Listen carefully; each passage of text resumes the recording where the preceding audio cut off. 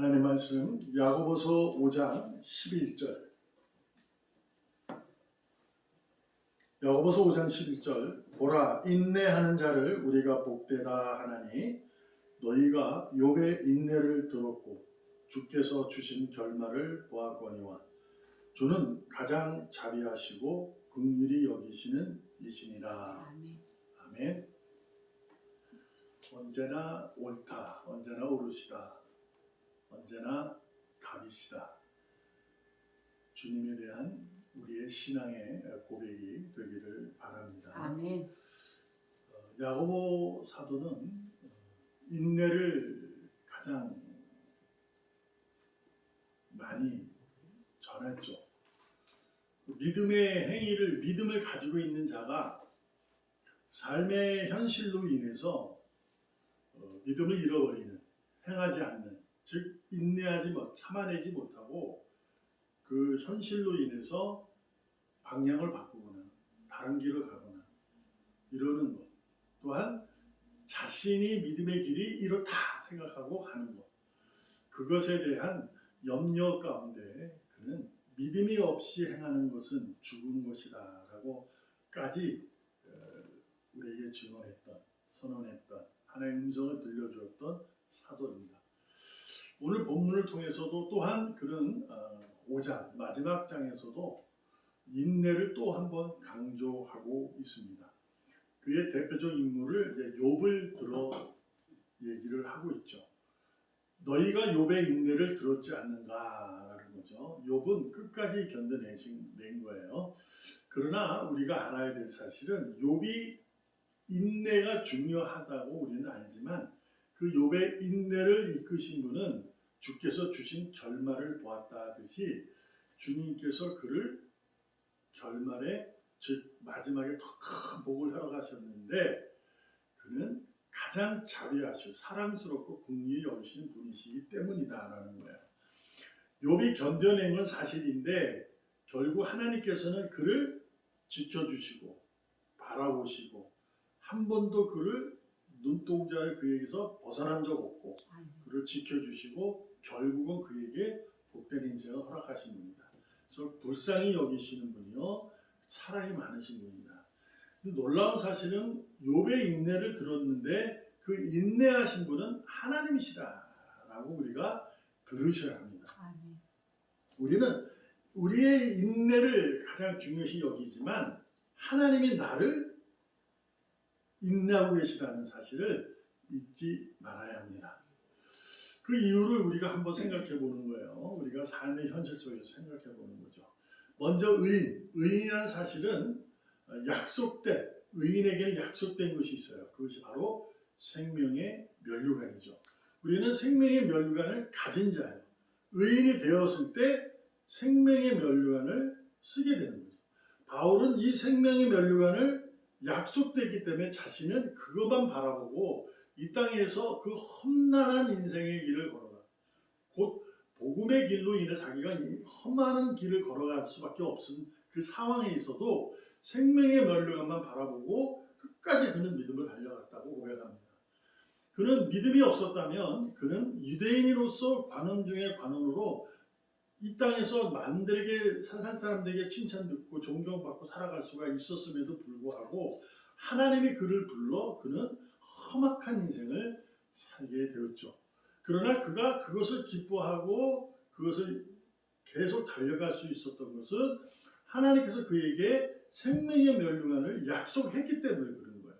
그래서 그는 그 길을 걸어가면서도 늘 소망을 두고 어떤 험악한 상황에서도 뭘 하느냐? 인내하고 하는 거죠. 참아내고 그걸 이제 그러고 가는 거죠. 그래서 인내는 우리가 단순히 참는다 뭐 이런 의미보다 이건 믿음의 능력인 거예요. 믿음의 능력이 없이는 참아내지 못합니다. 왜냐하면 왜 믿음의 능력인가? 우리는 오늘 야고보 사도가 고백한 것처럼 주는 가장 자비하시다, 가장 긍휼하시다. 세상에서도 많은 사람들이, 존경받는 사람들이 사랑을 많이 주고 불쌍히 여기는 사람도 굉장히 많습니다. 그러나 야고보 사도는 가장이라는 용어를 씁니다. 그분은 변함이 없인 사랑을 베푸시고 하나님의 긍휼히 여기시는 불쌍히 여기는 분이시다라는 것을 가지고 있는 거죠. 그 고백 속에 우리가 믿음의 능력일 수밖에 없는 것은 그분이 그렇다는 것을 믿는 거예요. 그래서 가는 거죠. 그래서 그분이 하신 일은 언제나 옳기 때문에 참는다는 거죠.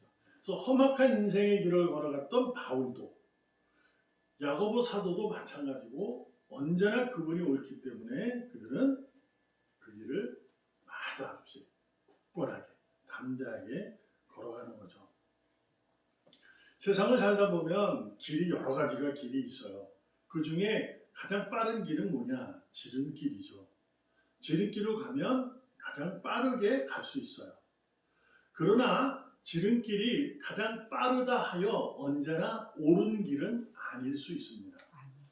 그래서 우리가 세상의 정의라고 하는 것은 지금으로 봐서 2000년 전에 봐서 뭐 앞으로 뭐 몇 년, 그리고 우리가 뭐 500년 전만 생각해도 그 당시에는 그것이 옳은 정의였는데 지금은 아니잖아요.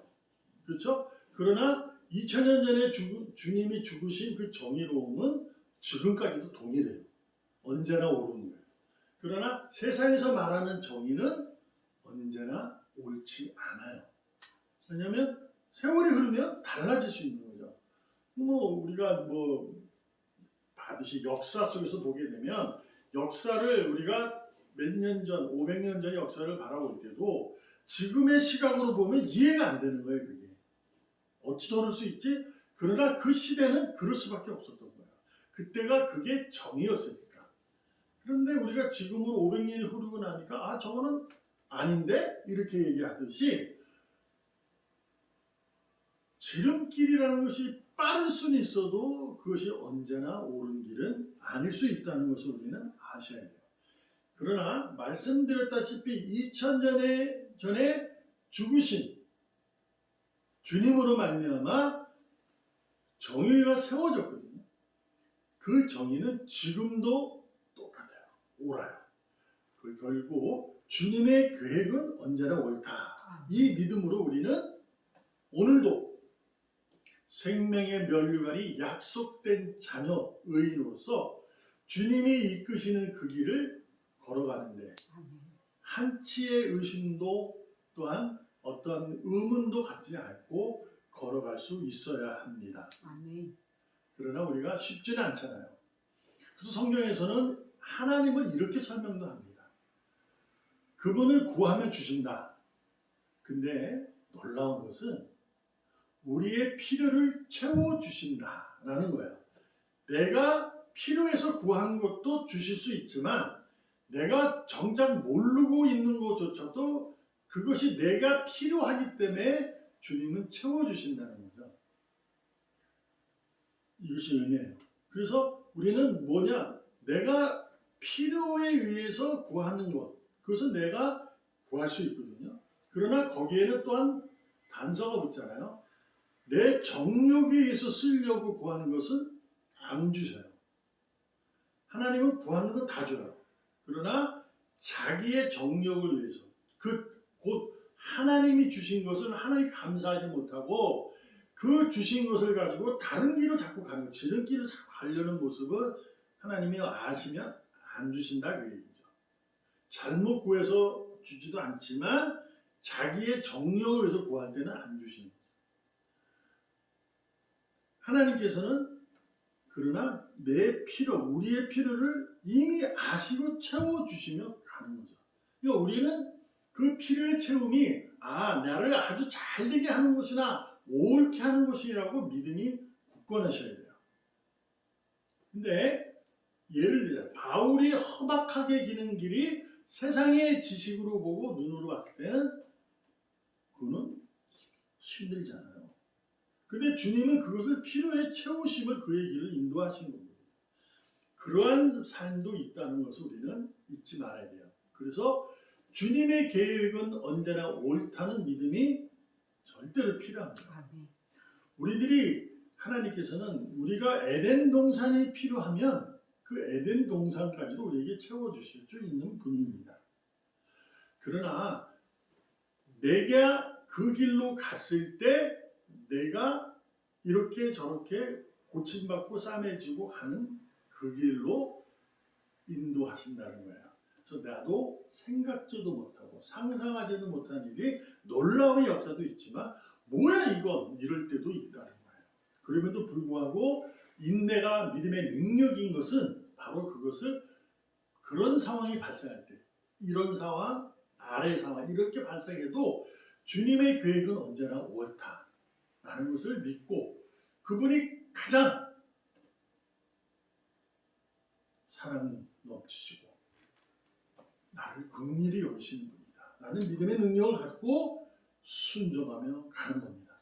그러면 우리가 걸어갈 때 의인이기 때문에 내가 가는 이 길을 정당화하려고 하는 생각은 버리셔야 돼요. 주님, 맞아요. 내게 있으면 내가 드릴 수 있었잖아요. 없으니까 못 드렸지 라는 말. 그것은 맞잖아요. 그 사람의 인생의 삶은 현실에서 없어서 못 드리는 거니까. 그러네 그것을 하나님 모르시냐? 압니다. 근데 그것이 마치 신앙의 삶, 믿음의 능력의 삶을 정당화시키려고 하는 것은 하나님이 원하지 않는다는 거죠.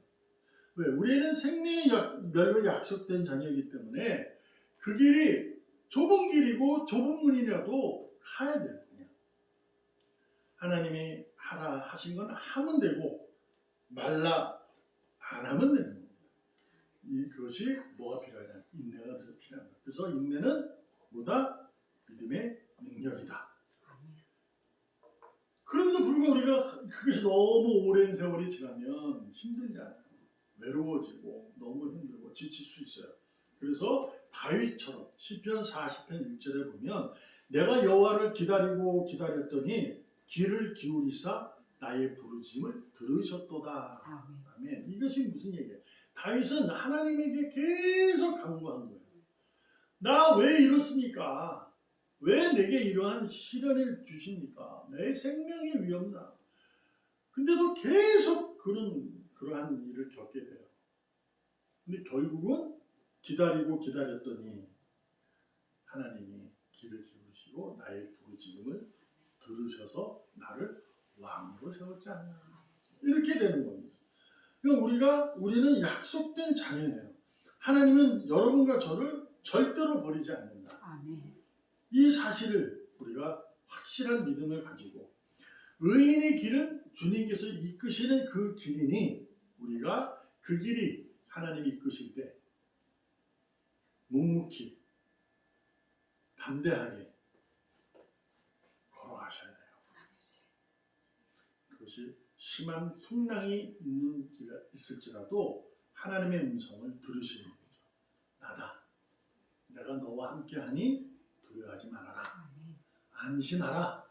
이 음성을 들으시고 그래서 듣는 자는 어떻게 된다? 주님은 언제나 옳다. 이 믿음으로 살아가는 줄로 믿습니다. 오늘도 여러분의 삶에 하나님께서는 일일이 간섭하실 것입니다. 간섭하는 도중에 내가 의지하고 내가 바라는 것들로 이루어져서 감사가 넘칠 수 있습니다만 혹여 내가 원하지 아니하고 내가 바라지도 않고 상상하지 못한 일이 내게 들어왔을 때도 뭐지?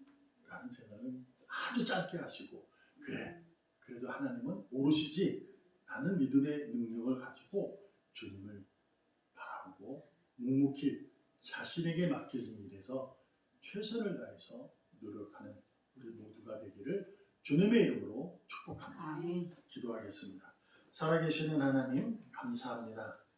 좁은 길, 좁은 문을 들어갈 때 조금 느리더라도 좀 천천히 할지라도 남들처럼 그 뒤를 쫓아갈 수밖에 없는 신세일지라도 그 길이 하나님께서 정하신 길이라면 인내함으로 묵묵히 걸어가기를 원합니다.